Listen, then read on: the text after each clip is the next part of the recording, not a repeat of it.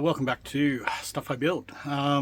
We might have to come up with a different name for it, but at the moment that's what we're called. Happy New Year's. Today is actually New Year's Day. The weather outside's not amazing, so doing a little bit of work in the shed. I'm going to have a go at finishing off this beaver panel. See if I can get it ready to glue back into the car. Yeah, we'll give it a shot. This video has probably been done in bits and pieces over several days, so there may be mentions of Boxing Day, New Year's Day, various other days. Yeah, so let's see if we can get this thing back to reasonably original shape and fitting in the car, and we'll go from there.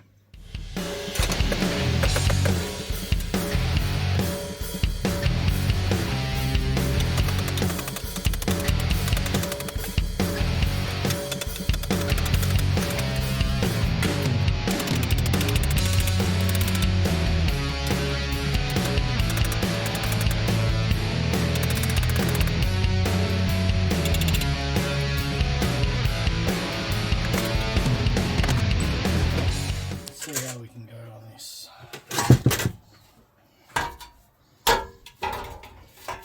Before anyone says, yes, I am indeed doing all of this probably wrong.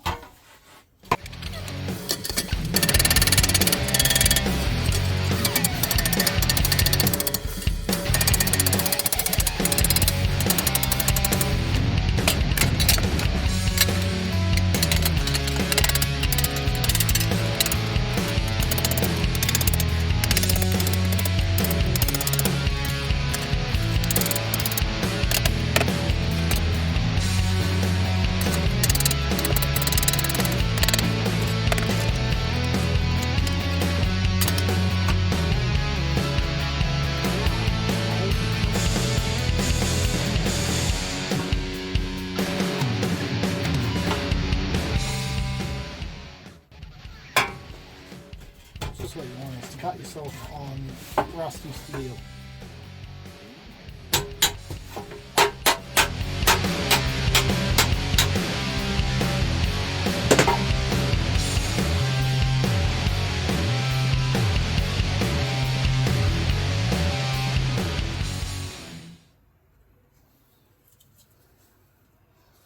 Don't mind me. Just if anyone's wondering why I've electrical taped my hand, because I was bleeding. Sparky's Band-Aid, I guess, is the best term for it.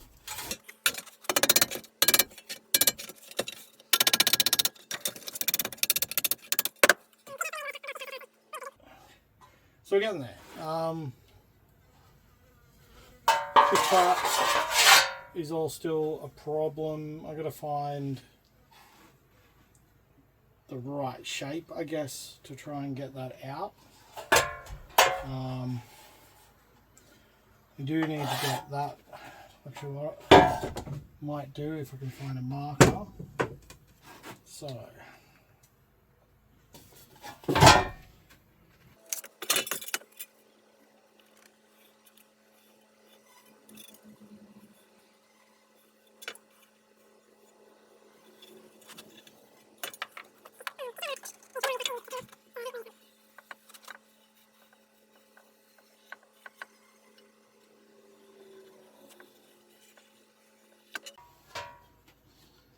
So, obviously, not exact, but some sort of guide of what we're trying to do.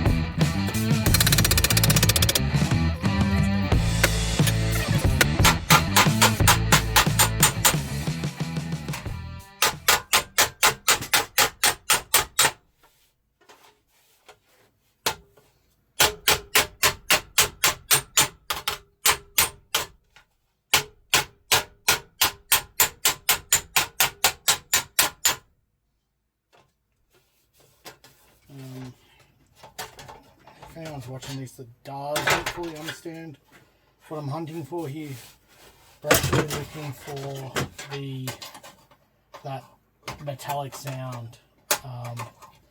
So a lot of people, when they hear that, keep hitting, and you know, sometimes you should keep hitting, but as soon as you hear that metallic sound,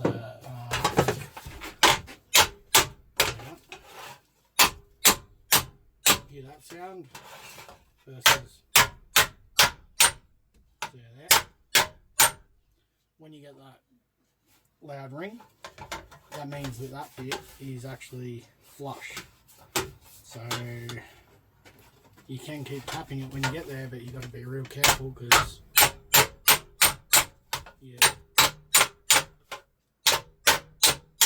once you've got that sound, you're actually starting to stretch the metal.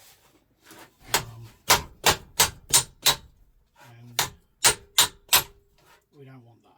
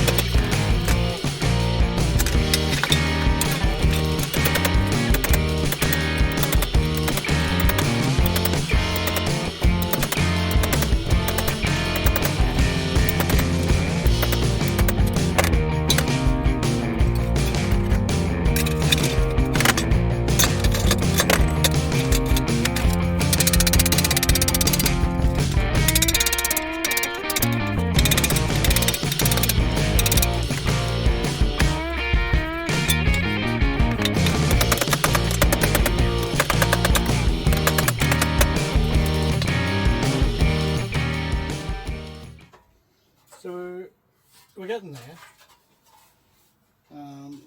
It's obviously a long way off being right, but we are getting there.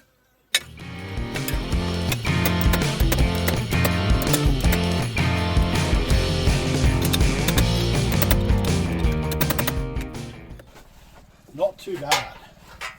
I wouldn't say it's perfect, but it's definitely better than what it was.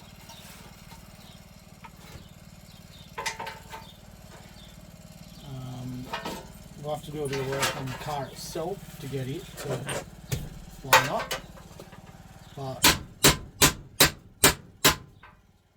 it's not bad.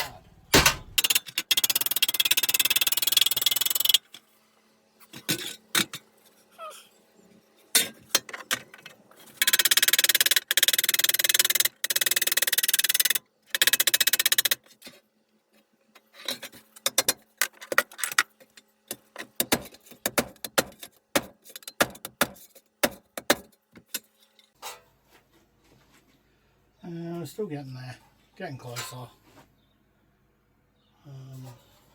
It's a bit hard to get this part out. Really doesn't want to come out.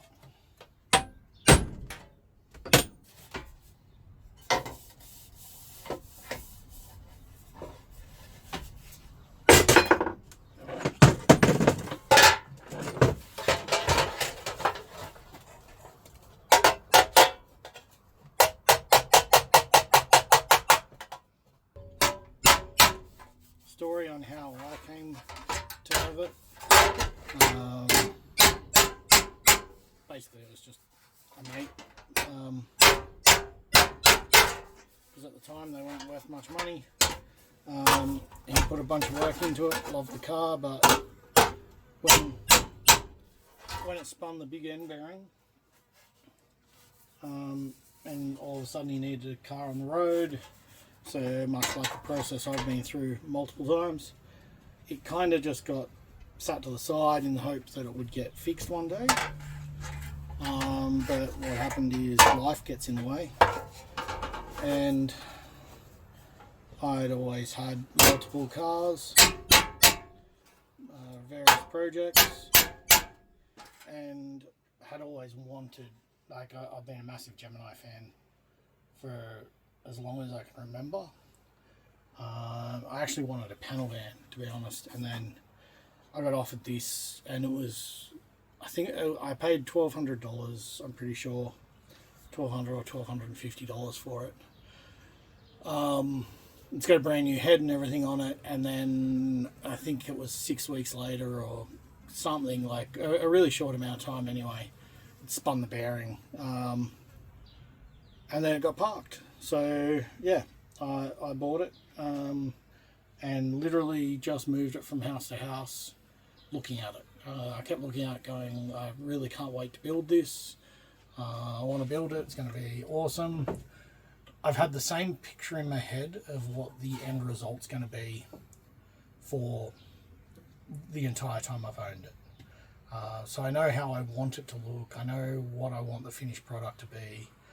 I know what I want for the interior, like the way I was picturing the interior, and everything like that was like, because I work in electronics, I work in the audio visual industry.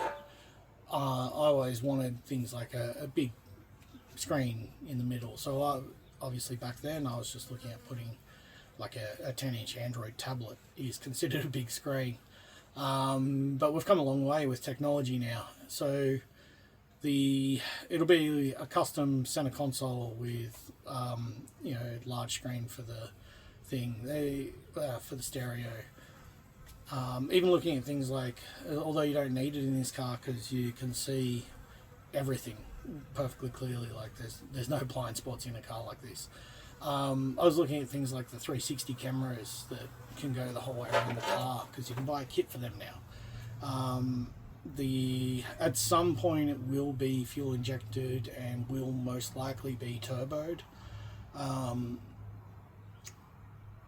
My want was always to actually supercharge it, not turbo it. Not for any real reason other than I like superchargers. That's it. But the idea of supercharging it just was a bit different. The thing is now, I can just make a lot more power with a turbo and with a half decent computer. So we'll probably look at turboing it, not massive power, nothing crazy, because it's got to be drivable, registerable without too much hassle. So no matter what, I've got to go through engineering, but I don't want to go through crazy amounts of engineering. I'd like to pull out the sunroof that's in the car, because it's like an 80s pop-up sunroof. But instead of putting metal back in, I kind of, because it's got such a high roof in them, there's so much headroom above you when you're sitting in the car. I'd like to put an electric sunroof in it. There's more than enough room. I have a Subaru Outback sitting in the paddock right now that is written off because I got rear-ended. The sunroof out of that, if it fits, would be really cool, because it's quite a large sunroof. It's also got the visor, it's got all the bits and pieces, everything's there, but I think it may be a bit too long. It'll get a full stereo, nothing crazy, like we're not talking show level stereo, but a decent stereo, good exhaust. There's a lot of random ideas for future engines I've had with it. At the moment, I think it'll just stick with the G200s, and then possibly, like, down the track, add injection and a turbo and things like that with a computer. Most likely because Australian, it'll go down the route of a Haltech or something in the future, but that sort of stuff's expensive, so that may not happen for quite a while. The other option is to go something different. You could, for a long time, my plan was to put a Honda, B24, whatever they are, or a K series or something in it. Things like S2000 half cut, when I started looking at that, were fairly cheap, so you could get transmission, gearbox, computer, everything ready to go, and then it just needed a new rear end. These days, though, everyone's excited by them, so all of a sudden they're not that cheap. I even looked down the route of going really blasphemous and trying to pick up what are they called? Basically the motor out of Ford Focus RS. So very similar motor. The EcoBoost came out in Ford Falcons here with the auto behind them. They're not very popular. Occasionally they pop up at wrecking yards for very cheap prices because no one wants them. Because who wants a 2 litre or whatever it is turboed 4-cylinder in a Ford Falcon? But it's the same engine platform and same everything as what's in a Focus, what's in a 4-cylinder Mustang. It's not the same engine, doesn't make the same power, doesn't do any of that, but it is the same platform. And even in the one that's in the Falcon, it still makes really good power when you're talking about a car that weighs less than a ton. So something like that was an option. It might still be one day if I get bored, because everyone does rotaries, everyone does SR20s, and everyone does G-series motors. There's some guys at the moment doing amazing builds using like 1.6 and 1.8 litre G-series motors and doing incredible times.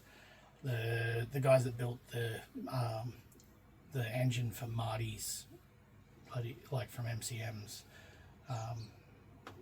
coupe, the engines those guys build are insane, and still with the single cam, still everything like that. It's nuts how much power they're getting. So there's definitely room with modern technology to have a lot of fun with the engine I've already got. And once this 1.6 comes out, I'll probably actually rebuild it. I do, if there's anything wrong with the block, I do have a brand new block sitting in a shed at my parents' farm. I do have pistons, rods, everything sitting there for one. I've also got two 2 litres, and I do have a 1.8 litre somewhere. I honestly don't know where it is. Somewhere down the farm, probably in the corner of a shed. Don't know. I haven't looked at it in a very long time. But I assume it's still somewhere sitting there. It's probably rusted up and fairly useless, but you know, everything's salvageable to a point. So things like the head's probably still good for a clean and put back together. If it hasn't fully filled up with water, the block is probably still okay. But time will tell. We'll see where we get to.